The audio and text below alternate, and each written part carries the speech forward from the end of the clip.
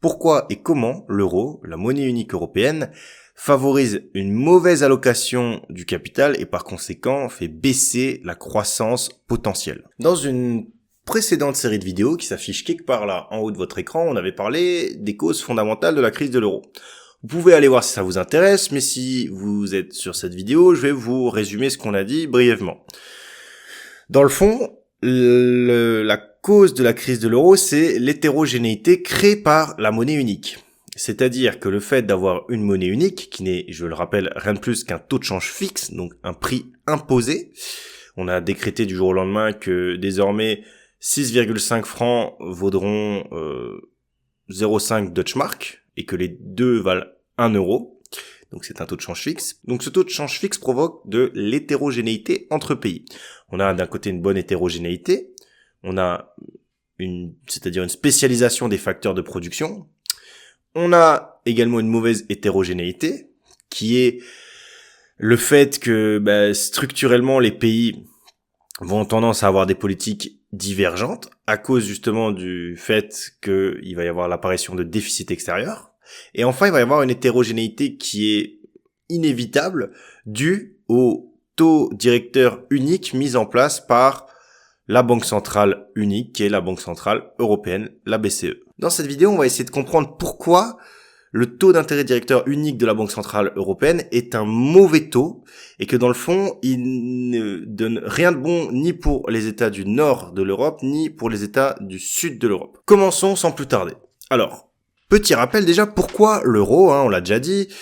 La raison économique pure, c'est parce que dans le fond, ça réduit le risque de change, c'est-à-dire le risque que votre monnaie, le cours du taux de change entre deux monnaies, entre par exemple le Deutschmark et le franc ou la lire italienne, bouge entre certains moments entre le moment où vous signez le contrat et le moment où vous recevez votre livraison. Donc ça, c'est on va dire la cause de l'euro économique, mais dans le fond, il y a une raison qui est beaucoup plus géopolitique, qui est que dans le fond, l'Europe a peur de la puissance allemande. Ils se sont tapés l'Europe en 1870, la guerre avec Bismarck. Ils se sont tapés en 1914 la Première Guerre mondiale et en 1945 la Deuxième Guerre mondiale. Et dans le fond, tout le monde se dit comment on peut faire pour éviter que l'Allemagne ne redevienne trop puissante. Comment on fait pour affaiblir l'Allemagne et pour éviter qu'une quatrième fois, elle essaye de ruiner l'Europe et de la détruire? Car oui, à cette époque-là, l'Allemagne est supérieure économiquement, pour des raisons purement structurelles, pour des raisons de qualité de l'enseignement, d'innovation, de capacité de production, etc., etc. Et donc, vu que l'Allemagne est plus prospère économiquement, ils ont plus de croissance. Et donc, tout le monde va investir dans le projet qui marchera bien, qui sera le projet qui sera en Allemagne. Et pour investir en Allemagne, qu'est-ce qu'il faut? Il faut des Deutschmark. Parce que si vous voulez investir dans un projet allemand, le projet allemand, il fonctionne avec des Deutschmark. Donc, vous avez toute l'épargne européenne qui va vouloir migrer et aller en Deutschmark. Or, si les Français, les Italiens, les Espagnols et compagnie épargnent en Deutschmark, comment voulez-vous financer le déficit croissant de l'État? Parce que là, rappelez-vous, en plus on est à l'après-guerre. L'après-guerre, vous avez un poids de l'État dans l'économie qui augmente de façon assez vertigineuse. C'est à partir de là, notamment, que le poids de l'État est passé de 10-20% du PIB à plus 50 voire 60. Donc, vous financez ce déficit et si l'épargne domestique se barre vers l'étranger, vous êtes un peu embêté. Ainsi, ce qui va se passer, c'est que les puissances vont mettre en place l'euro. L'euro, qui encore une fois n'est rien de plus qu'un taux de change fixe. Un taux de change fixe qui va empêcher que les monnaies domestiques ne se déprécient trop face au Deutschmark. Bon, ça c'est pour les causes de l'euro. Parce que c'est toujours bon de rappeler qu'il y a une différence entre les arguments économiques, à savoir le taux de change, et les arguments géopolitiques, qui sont un peu plus officieux. Bon, maintenant, quel est le problème de l'euro? Il y en a principalement deux. Vous avez premièrement le taux du coup directeur unique de la Banque centrale, et vous avez le risque d'arrêt de financement entre les États du Sud et les États du Nord vis-à-vis des déficits extérieurs. Hashtag la crise de l'euro. Parlons un peu de ces deux dangers. Premièrement, le le taux de change unique de la Banque centrale. Pour cela, il faut revenir sur des notions fondamentales en économie qui sont le profit et la rente, et comprendre un peu la différence entre les deux. Vous avez notamment, d'un côté, les entrepreneurs et les rentiers. Les entrepreneurs, ce sont des gens qui créent des entreprises et qui, par définition, prennent des risques. Pourquoi ? Parce que dans le fond, ils vont avoir des coûts certains, c'est-à-dire qu'ils vont engager des salariés, acheter des machines, dépenser de l'essence à mettre dans leur voiture, etc., etc. Donc ça, ils savent qu'ils vont dépenser ces coûts-là, hein, parce qu'on sait que chaque fin du mois, il faut aller payer le salarié, ou chaque début de mois. En revanche, les recettes que sont censés percevoir les entrepreneurs sont quant à elles, par définition, incertaines. Car vous pouvez embaucher des salariés, vous pouvez ouvrir un nouveau commerce, etc., etc. Vous n'êtes jamais sûr que ça va marcher. Vous savez que vous dépensez de l'argent à l'entrée, mais vous ne savez pas ce qui va en ressortir. Et donc le profit, c'est finalement la différence entre les recettes qui sont incertaines et les coûts qui sont certains. Et donc être entrepreneur, c'est vraiment un truc de fou, parce que soit vous ne réussissez pas et vous êtes un bon à rien, on va se moquer de vous, on va dire que vous êtes un guignol, et puis si vous réussissez, vous êtes un sale capitaliste, une sale crapule, etc., etc. Bon, dans le fond, il faut comprendre que la croissance des profits des entrepreneurs, ça correspond, si le pays est à peu près bien géré dans une économie normale, à la croissance du produit national brut. Ok, pas le PIB, mais le PNB, c'est à peu près la même chose. C'est juste que le PNB, ça prend ce qui est à l'intérieur du territoire. Bref.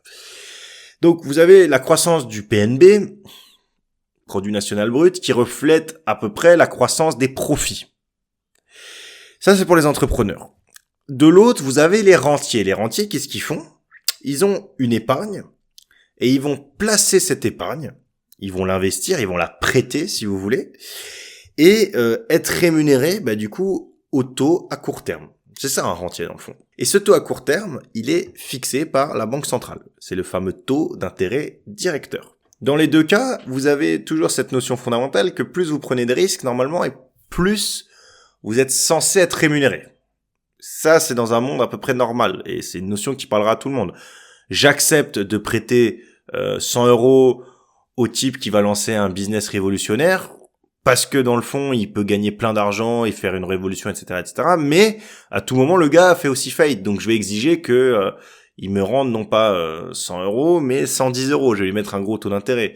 Tandis que le mec qui a besoin de 100 € pour faire un projet sans risque, j'en sais rien, ouvrir une épicerie dans un quartier où il n'y a pas d'épicerie et que tout le monde veut acheter des fruits et des légumes, je vais lui prêter seulement, je vais pas être en capacité d'exiger un gros rendement, puisque le gars, dans le fond, il y a plein de gens qui sont prêts à supporter ce risque. Bref. Et donc, du coup, dans une économie à peu près bien gérée, vous avez normalement le taux d'intérêt directeur de la Banque centrale qui suit le produit national brut, qui est tantôt en haut, tantôt en bas pour parfois lisser les fluctuations, notamment l'inflation et compagnie. Mais dans le fond, vous avez un taux d'intérêt directeur et une croissance du produit national brut qui est à peu près pareil.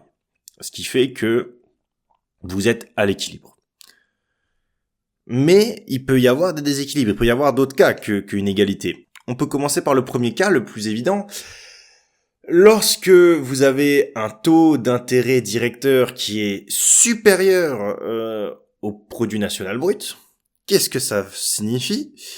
Ça veut dire que concrètement, si vous avez 2% de croissance dans votre pays et que les taux d'intérêt sont à 3%, ça veut dire que l'épargne, qui est par définition sans risque, est mieux rémunérée que le profit qui demande de se lever le matin à 6 heures, d'aller bosser, de prendre des risques, de se prendre la tête, de faire un effort, etc., etc. Et donc, à partir du moment où vous avez un taux d'intérêt qui est directeur, qui est au-dessus du taux de produit national brut, ça signifie que ne rien faire et placer son argent au taux directeur de court terme va vous rapporter plus que de vous lever le matin et d'aller bosser. Et donc la conséquence, elle est assez simple à comprendre. Plus personne veut ouvrir d'usine ou se lancer ou faire des projets, puisque dans le fond, ça sert à rien, quoi. Vous allez autant placer. À quoi bon s'embêter si vous pouvez placer tranquillement vos économies et toucher votre rente. Donc ça, c'est un cas qui est assez simple à comprendre.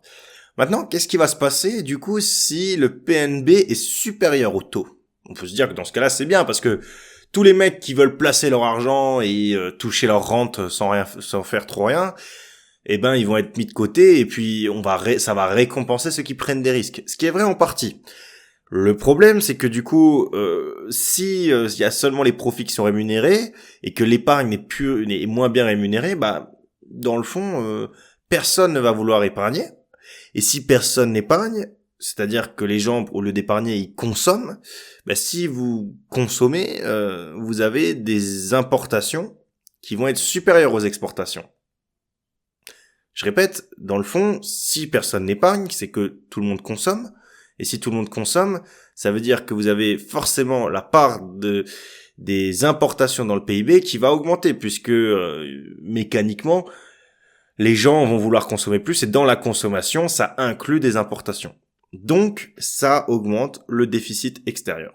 Et puis, en plus de ça, il y a un effet encore plus néfaste, qui est que non seulement le déficit extérieur augmente, car vous importez plus que vous n'exportez, mais en plus de ça, votre capacité à rembourser votre déficit extérieur diminue, puisque vous avez de moins en moins d'industries et d'entreprises, puisque personne n'investit, puisque personne n'épargne. L'épargne, c'est l'investissement. Et troisième chose néfaste, lorsque les taux d'intérêt directeurs sont inférieurs à ce qu'ils sont trop bas, comparé à la croissance du pays, c'est que vous allez avoir de la spéculation. Et encore une fois, le même mécanisme qu'on a expliqué dans la précédente vidéo, où on parlait de l'Asie, qui est que lorsque l'argent ne coûte pas cher, les financiers vont financer trop de projets et trop de mauvais projets, car dans le fond, ils n'exigent pas un rendement suffisamment élevé pour éliminer les risques. Ce qui est absolument incroyable, c'est que l'euro crée ces deux situations simultanément et dans différents pays.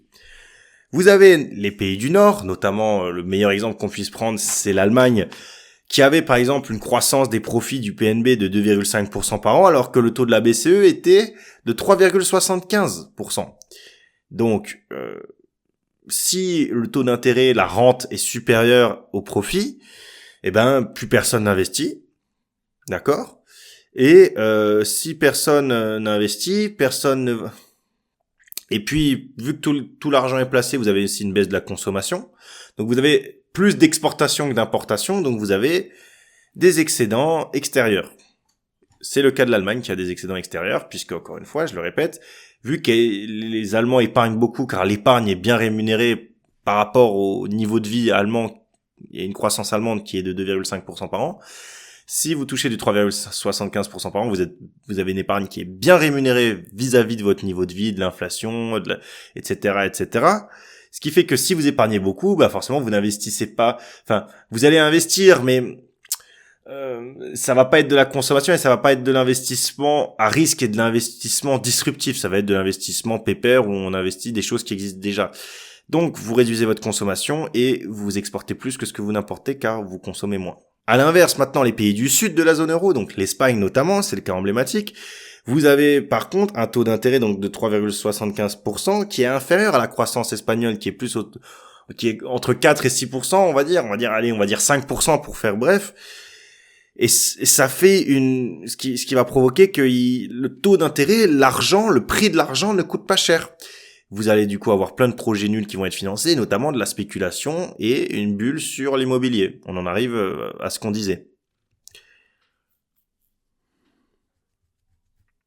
Le problème, c'est que lorsque vous avez une bulle sur l'immobilier, ça fait de la croissance dans le pays, c'est génial, sauf que premièrement, cette croissance, elle ne repose pas sur de la vraie production, mais sur une bulle spéculative, et puis sur un secteur de la construction qui est surreprésenté dans le PIB, PNB, et surtout, vous avez du coup des gens qui ont une impression d'être plus riches, donc qui consomment plus, et comme ils consomment plus, ils importent plus, sauf que lorsqu'ils importent plus, dans le même temps, ils n'exportent pas plus.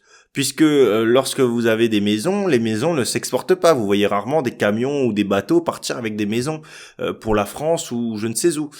L'immobilier, il prend pas le train, d'accord ? Donc forcément, vous avez un déficit extérieur qui augmente. Donc on a toujours cette configuration des pays du nord de la zone euro qui ont des excédents commerciaux et les pays du sud de la zone euro qui voient leurs déficits commerciaux extérieurs augmenter. Et vu que tout ce beau monde en plus Et intraconnecté, vous avez la croissance en Espagne qui diminue, qui va faire en sorte que la demande des voitures allemandes diminue, et qui va faire en sorte que le PIB de l'Allemagne, enfin que la croissance allemande diminue aussi. C'est la beauté d'être interconnecté. Et donc c'est dans ce sens-là que l'euro provoque une mauvaise allocation du capital, tout simplement parce que le capital en Allemagne est parti dans l'épargne et dans la rémunération grâce au taux de banque centrale. Il n'y a pas eu de réel investissement dans de la prise de risque, bien que l'Allemagne soit prospère. Et vous avez eu une baisse de la consommation. Et dans le fond, par contre, symétriquement, en Espagne, vous avez eu une mauvaise allocation, car les capitaux ont été utilisés pour de la spéculation et une bulle immobilière. Maintenant, il faut parler également d'un deuxième élément, qui est le problème du financement de tous ces déficits budgétaires et des financements des déficits extérieurs également. La mauvaise allocation des facteurs de production, donc la mauvaise allocation du capital, de l'argent si vous voulez, donc on place l'argent dans dans un projet spéculatif. La mauvaise allocation diminue systématiquement la croissance. Pourquoi ? Parce que dans le fond, lorsque je dis une mauvaise allocation, ça peut paraître bizarre comme terme, mais ça signifie rien de plus que j'ai 100 euros et au lieu de les donner à un mec pour qu'il ouvre une épicerie ou une usine ou je ne sais quoi, je vais les filer à quelqu'un pour acheter sa baraque ou faire construire une 101e baraque dans un quartier. Voilà. Sauf que une 101e baraque inhabitée, juste que je construis parce que je me dis le prix va monter, ça n'apporte pas de richesse. Un épicier ou une usine, ça apporte la richesse. Donc, fondamentalement, à long terme, si tout le monde construit des baraques et que personne ne prête aux épiciers ou aux industries, vous avez votre richesse qui diminue, votre croissance qui diminue. Et vous avez également des banques qui sont fragilisées. Pourquoi ? Parce que en Allemagne, vu que personne ne voulait emprunter en Allemagne pour se lancer, puisque les profits des entrepreneurs n'étaient pas bien rémunérés et que les gens consommaient pas, puisqu'ils préféraient épargner plutôt que de consommer. Donc ils vont pas aller faire un crédit pour acheter une 5e bagnole s'ils préfèrent garder leurs économies pour les faire fructifier. Les banques allemandes, pour qu'elles vivent, il faut bien qu'elles prêtent. Et donc, elles vont prêter à qui ? Aux gens qui veulent emprunter, qui sont les États du Sud. Elles vont financer cette spéculation, etc. Et donc, forcément, à la première difficulté, lorsqu'une banque investit sur des produits spéculatifs, c'est jamais très bon. Mais là où je veux réellement en venir, c'est qu'il y a un problème de déficit budgétaire. Donc, petit rappel, l'État dépense chaque année un certain nombre de milliards d'euros, d'accord ? Et généralement, il est censé financer ça avec ce qu'on appelle les recettes fiscales, c'est-à-dire les impôts, les taxes, appelez ça comme vous voulez, ce qu'on ponctionne aux ménages et aux entreprises pour financer l'État. Sauf que, on le sait tous, l'État dépense toujours plus que ce qu'il ne perçoit en recettes fiscales. Ce qui fait que mécaniquement, il a soit le choix entre emprunter, soit entre créer de la monnaie. À l'époque, on pouvait créer des francs, on pouvait créer des Deutschmarks, etc. Aujourd'hui, créer de la monnaie, pour financer le déficit public, c'est interdit par les traités. Donc, ce qui se passe, c'est qu'il reste uniquement la solution du financement par émission obligataire, donc par emprunt. Donc, l'État augmente sa dette, et puis chaque année, il refinance sa dette. On va pas tout réexpliquer. L'État refinance chaque année sa dette, il réemprunte à des nouveaux investisseurs pour rembourser les anciens. Mais ce qui fait que ce qu'on appelle la charge de la dette, le service de la dette, qui sont les intérêts payés aux anciens, aux sortants, si vous voulez, à ceux qu'on rembourse, augmente d'année en année. Puisque forcément, lorsque la dette augmente, le taux d'intérêt fois le stock de dette va également augmenter. C'est mathématique, c'est comme ça, c'est une formule. Donc, si vous avez un stock de dette qui augmente, donc une charge de la dette, un service de la dette qui augmente, la seule chose à laquelle vous devez veiller, dans le fond, c'est avoir des recettes fiscales suffisantes pour au moins ne serait-ce que payer les intérêts sur votre dette publique.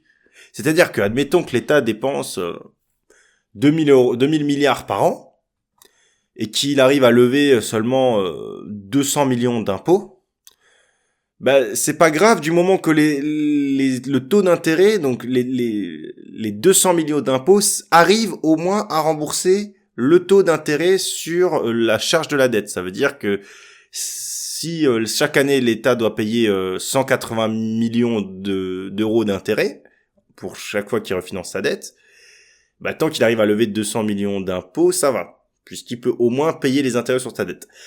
En revanche, si les taux d'intérêt augmentent trop, ou si vous avez votre croissance qui diminue trop, bah vous avez forcément, si la croissance diminue, vous avez des recettes fiscales qui diminuent, puisque les recettes fiscales sont toujours proportionnelles à l'activité économique d'un pays.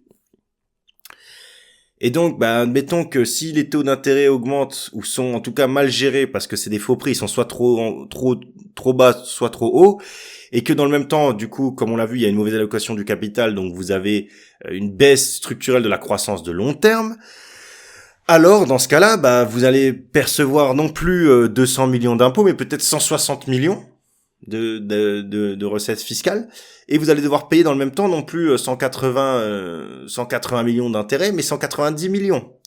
Et donc là, à ce moment-là, vous êtes dans ce qu'on appelle une trappe à dette, pas une trappe à liquidité, une trappe à dette, qui est cette situation piège où tout simplement les recettes fiscales ne servent même pas à rembourser les intérêts de la dette. Et ça, c'est une situation très problématique car vous ne pouvez pas réemprunter à l'infini si vous ne pouvez pas au moins verser les dividendes les coupons que vous êtes censé verser à vos créanciers.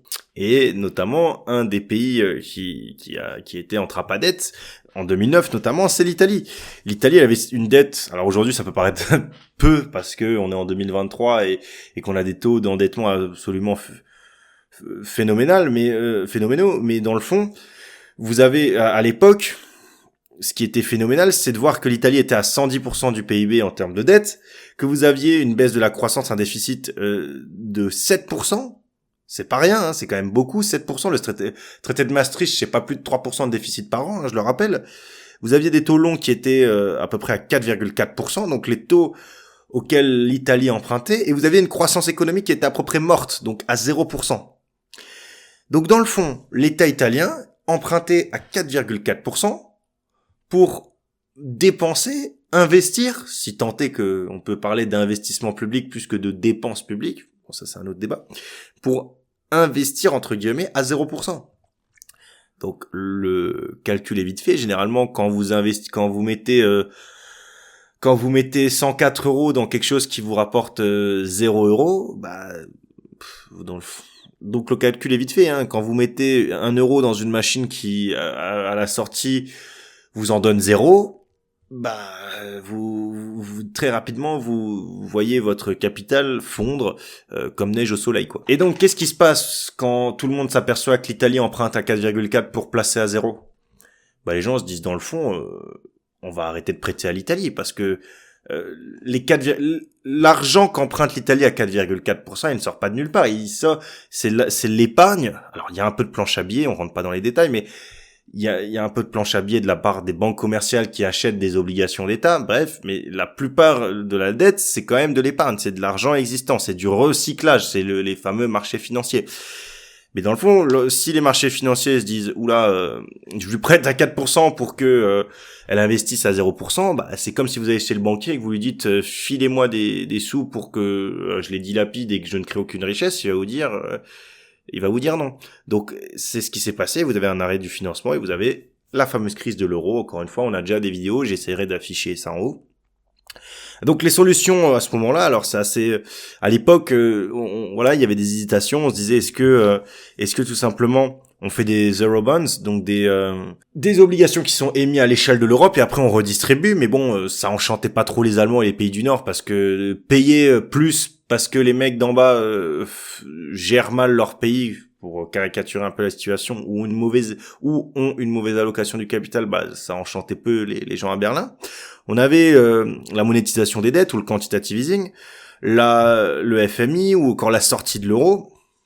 Au final, on verra que ce qui a été retenu comme solution, c'est bien le quantitative easing et la monétisation en partie des dettes publiques. Donc au final, vous avez finalement un spread qui a augmenté entre les pays du Sud et les pays du Nord. Donc le spread, je rappelle, c'est l'écart entre les obligations allemandes et les obligations des autres pays. Si par exemple l'Italie emprunte à 5% et que l'Allemagne emprunte à 1%, vous avez un spread de 4%. Et que dans le fond, pour que l'euro soit viable, la seule solution possible, on en avait déjà parlé dans une précédente vidéo, c'est soit le fédéralisme, soit de faire des réformes structurelles de long terme. Voilà. Donc on peut encore une fois conclure cette vidéo en avançant que l'euro, qui n'est rien de plus qu'un taux de change fixe, qui n'est rien de plus du coup qu'un contrôle des prix, qui n'est pas un libre prix de marché,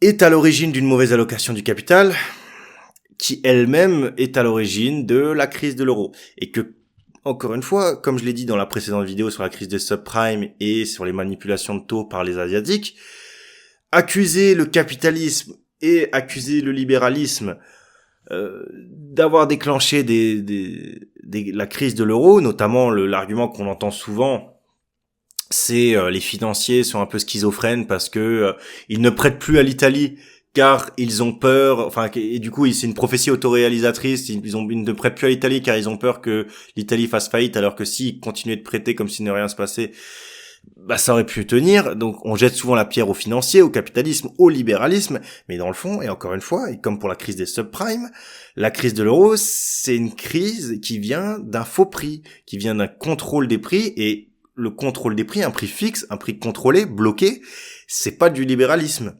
C'est du contrôle, c'est de l'interventionnisme, c'est du contrôle de prix. Donc, dans le fond, si on n'avait pas manipulé tous les taux de change en les fixant, en imposant l'euro, parce que l'euro c'est rien de plus qu'une belle couverture pour dire que voilà, avec des billets de toutes les couleurs pour dire qu'il y a un taux de change unique, et je le répète, un taux de change unique, c'est une manipulation des prix.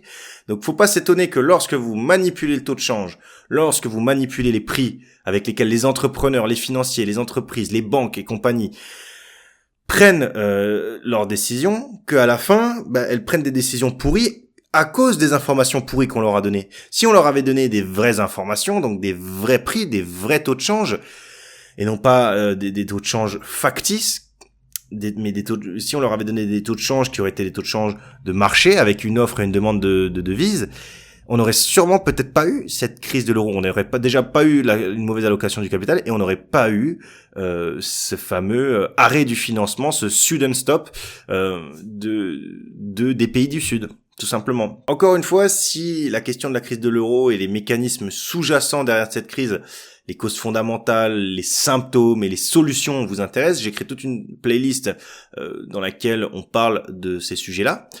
Je vous invite à cliquer quelque part à l'écran pour y accéder, et quant à moi, je vous dis à tout de suite dans une prochaine vidéo.